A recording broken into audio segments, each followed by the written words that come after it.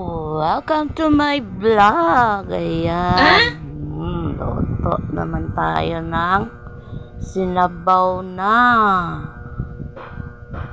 pork, tawag din, liempo, So, ayan ang ating gulay, repolyo. Yan ang ating pinakita. Ayan lang yan ang gulay nating ilagay dahil napakaginto ng gulay na naman. Ayan nga ay kumukulo na, Yan ay kasalukuyan nating pinapalambot. Nilagyan natin yan ng mga tinidor. Ganon magpalambot si Lisa. Nilalagyan ng tinidor or kutsara para mas mabilis ang paglambot ng ating karne. Kung sabagay, madali lang siyang palambutin dahil lang siya, pang-ihaw kasi binili ng asawa ko. Ayan, lagyan na nga natin ng magicin lang natin yung ating ulam.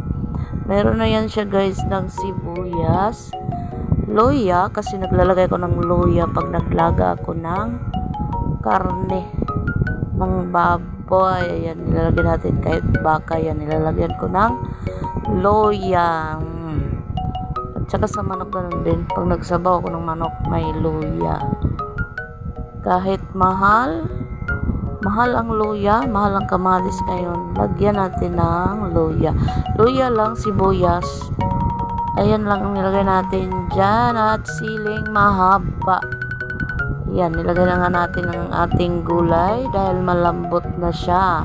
At yung time na yan guys, sobrang lakas ng ulan. Bini-voice over ko na nga lang yan dahil sobrang lakas talaga. Ang lakas ng tunog ng ulan. Maririnig, at kung i-voice over ko tapos hindi ko minute yung talagang tunog niyan, napakalakas ng ulan.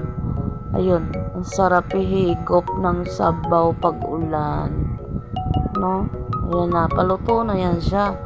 So, nilagay ko na yung gulay, ibig sabihin yan malambot ng karne natin. Minsan lang ako magluto ng ganyan, baboy, dahil mahal, lalo na yung baka.